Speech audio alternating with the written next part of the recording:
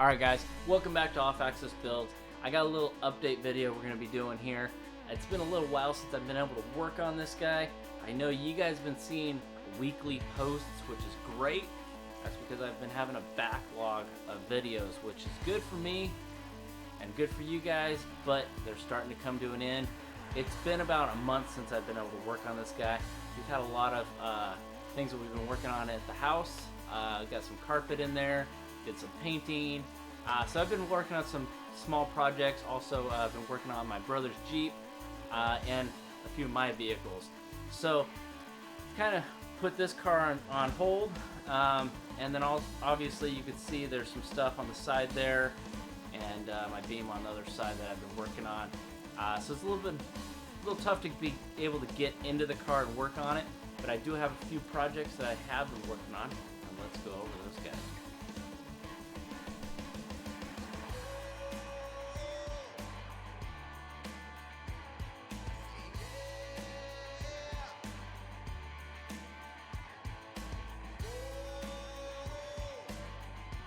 Alright guys, so one of the projects I've been working on, not really a project, but more or less just getting some new tires on this guy. I didn't like the other design on the tires. I know it's kind of finicky, but I wanted something that would fit the car a little bit better. So I went with 225 50 15s. I just love that tread pattern, and I went with it all the way around. Reason for that is because I want to be able to rotate front to back. These are directional tires, and they are, I don't know if you can see the Escada ASTs, ASTs, I believe they are. Anyways, I can put a link below on the description of these tires. I love the look. And they're probably, I want to say, about 1 inch wider than what I had on there before, and 1 inch wider in the front. The one downside to these things is it did raise the front of the car a little bit more, about a half an inch, not too worried. It also lowered the rear about a half an inch because I had two different size tires on there before. But I just, wanted to change them up. I like the design of these, and, just they look so cool being directional. But one of the other projects I've been working on is getting this beam. I know you guys saw this in another video, and it's been kind of sitting here like you see it right now, primered. I sanded it down. It's ready for another coat of primer and then the top coat of paint. So I got that. I got my front sway bar. You can see that red guy in there painted, and the whole front clip sanded and painted. Got really lucky on this guy that there wasn't a lot of rust, honestly. I mean, I had, obviously the guy cut the nose off for the Baja build, so maybe he got in a front end accident and just decided to trim it back. Not sure. There was a little rust down here that I did some repair on, and some rust in the doors. But to be honest, guys, this thing is pretty solid. I didn't have any issues with the floor pan, any issues with back here where it usually rusts.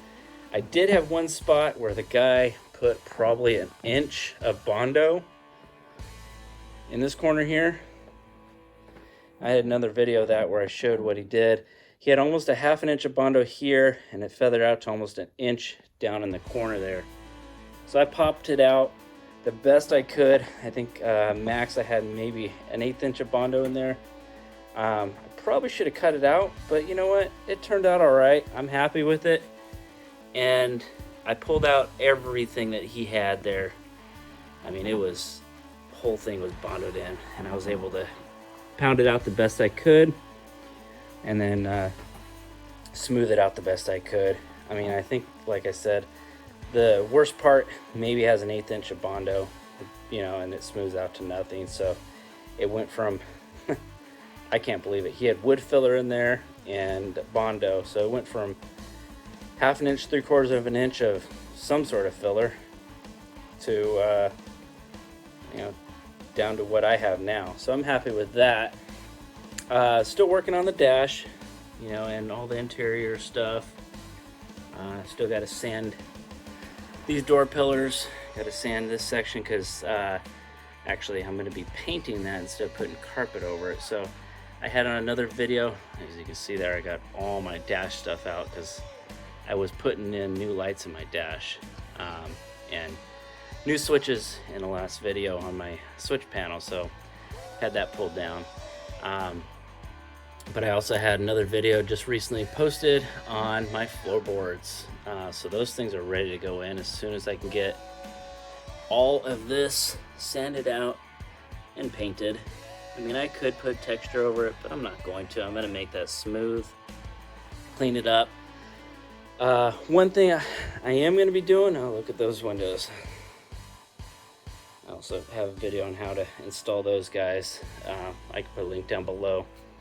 But looking at these front quarter panels, fenders. Now, usually a lot of people smooth these out, make them look really clean. I could do that, and they're at the point where I could, but I'm going to put a textured finish on there. And it's going to stop right at that line, all the way down. So at that line, it's going to go black down below and then green up above. It'll look really good. You see a couple holes there, that's for an antenna. I have that on the other side as well. But this is what the front's gonna kind of look like. That textured right at the arch. You know, stop with the black to the green. And then obviously I gotta raise it back up and put some more texture underneath because that one didn't adhere the way I wanted it to. I kind of rushed that project. I didn't clean the grease off like I should have. I cleaned it off pretty well, but it just wasn't as clean as it should have been. So I peeled off everything that was not sticking, scrubbed it down, and so it's ready for the textured finish. I also have a skid plate underneath there that just posted, I believe, on a couple of videos back, so check that one out too. So I got a few things going here, but obviously you can tell garage is full right now. I got to get that beam out of here, get it painted, and then I got to get this stuff back in the house, or you know, get it out of here. So we'll figure that out. So that's kind of where I've been at with this project. But like I said, I've been doing some household chores and been kind of keeping me off of this guy. But let's take a look at the next project coming up and see what I got.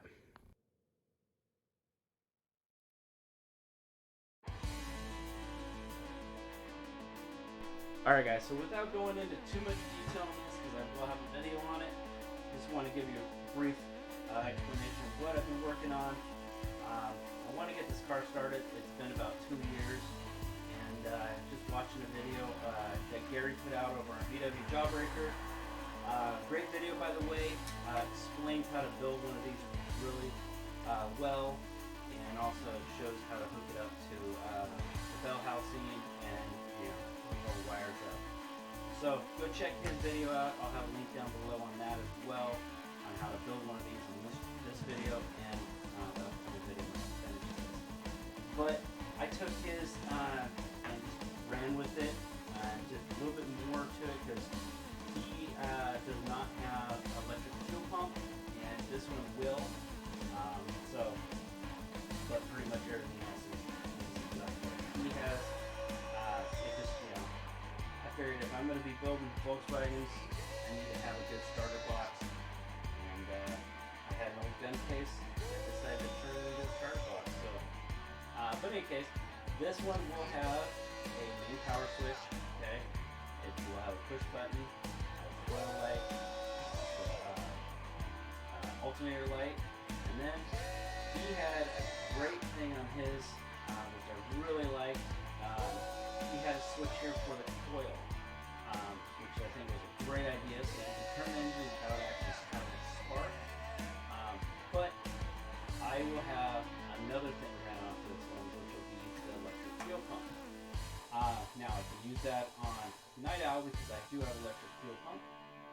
But on future builds, I may not have electric fuel pump. So that is not a big deal. I just won't wire that up. It'll just be a wire hanging.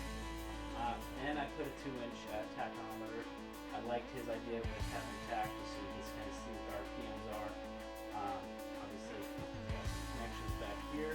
And then I started some of the wiring. Got to finish all that up. So this will be on an upcoming video. One other thing I have done on this one is I did a full blueprint on how to wire it up. I'll go over that in that video as well. So check that one out when that one posts. It will be coming up pretty soon here. And I'm pretty excited about this thing, so I definitely want to hear Night Owl run. Like I said, it's been about 2 years. And when I saw his video, I thought, you know, I got to make one of these because I need one.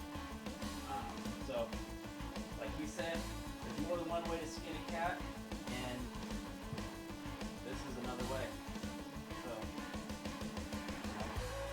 again, check his out. He's got a really good one. It's clean looking. I think he has a 4-inch tack on it, and it's really clean how he set his up as well. I have a gun case, and that's what I want.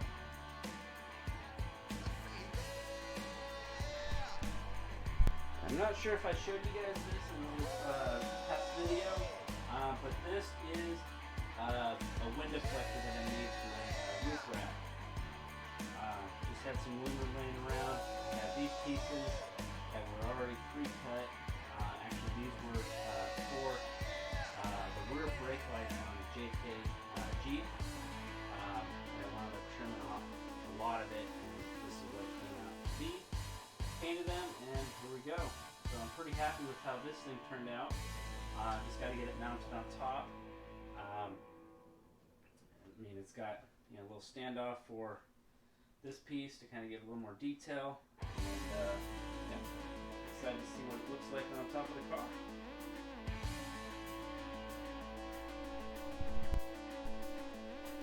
Alright guys, so the one last thing I'm super excited about, I got this fabric today. Not going to have much fabric on the car except for obviously carpet and the seats, but this stuff is for the door panels. I wanted a way to incorporate red into the door panels. Originally I was going to put lights in there, have red lights show through, but it just wasn't going to work because of the way the windows were designed. Not by me, but just the way that the windows fit into the car. So, what I think I'm going to be doing is I will glue this to the back and just fill in the void. Love that. It'll look nice and clean. I'll have the dimple guy in there, and I'll still have the fabric down below. So I think I'm going to play around with some colors on this. I'm thinking right now, obviously red will be in here. The door panel will be green to match everything else that I have. With this, I think I might paint that rustic red that I've been doing all over the car. And leave these silver. I may do that. If I don't like that, it would be black. I kind of want to tie in the back quarter panels to the front, and I'll show you that in a minute. If you haven't seen it in my older videos. So, obviously, I still need to drill some holes. Okay, all the way around, and I'll still need to put nut certs into the door and then be able to screw this on. So that is what one of the door cards, door panels, whatever you want to call it, will look like. I do have a window crank. Actually, I apologize. I did have a window crank, but I am putting in electric windows. So it's just basically gonna have a rod coming out here with the cover over it. See, not too excited about having the cover, but that's how the aftermarket or retrofit windows are. I will have another video on how to install those, but right now I haven't gotten to that part. I still have to do some door repair, and then obviously I got this whole layout for the door latch. I wanted to go to a early 60s door latch where it just had the pull handle and not this big square cutout, but I had the parts for this, and I don't think it's going to look all that bad when it's all put get that right, I would have to change the whole mechanism time and all the door latch. I believe the door latch changed. I'm not quite sure. I haven't looked up the parts in a while, but I believe I know this has changed, and I know the door latch possibly have changed over the years. So, in any case, I'm super excited with how this is going to turn out. Just got to get the doors finished up. And we'll finish some cutting and welding on that guy, and then I get these things installed. Alright guys, thanks for joining me on another episode of Off-Axis Builds. Like I said at the beginning of this video, it's been about a month and a half, maybe even 2 months since I've been able to get on this thing. Really tears me up to not be able to keep going on this thing, but part of it I haven't been motivated after I broke my ankle and tore up my knee for the second time this year. Well, second time in a year and a half, I guess. So been having issues with my knee and my ankle, which kind of held me out of the garage, and then started doing some work on the house. Got some rooms painted and then replaced the carpet. So if you guys know anything about all that stuff, it takes some time to do that stuff, and took my time away from this car. So also I'm trying to get my YJ ready for sale. So I'm just painting some parts, cleaning it up, making it look good, and going to be putting it up for sale here pretty soon. So that's kind of what I've been working on, and you'll see a video coming up shortly on the interior floorboards. I put in some spray and liner on that. May have already posted before this video, may not. I'm not quite sure where in line it is. I know I have a handful more videos coming out, so stay tuned guys. Hopefully I'll be back on this thing solid. It's very close. You saw the front end, I just got to sand down, do a little bit more primer, a little more Bondo, and sand it down, and then it's ready for paint. Once it's painted, I can bolt everything back on. Hopefully be driving this thing pretty quick, but still got some doors to work on, so maybe I'll just tote it around town and cruise it a little bit without doors. We'll see. I don't know. But stay tuned for some more videos, guys. And thanks for following me and subscribing. See you on the next one, guys. Remember, it's built, not bought.